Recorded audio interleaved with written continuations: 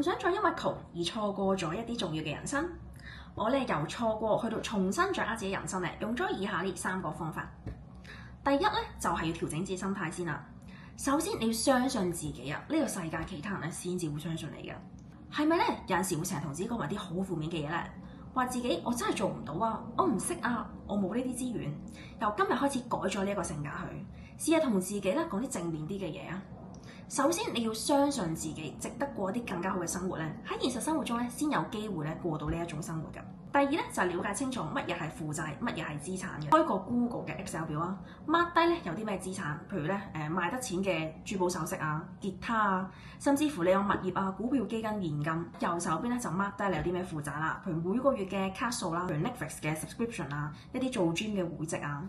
你 mark 得一清二楚咧，越了解咧你就越容易去掌握你嘅理財同埋投資嘅節奏㗎。第三咧就係了解清楚自己嘅需要啦。當你越了解自己咧，你咧就越唔會咧去衝動消費啦，去花啲無謂錢咧買埋啲無謂嘢翻嚟嘅。而且咧，你更加唔會再消耗你嘅身心啦，喺一啲咧消耗你嘅人同埋事上面。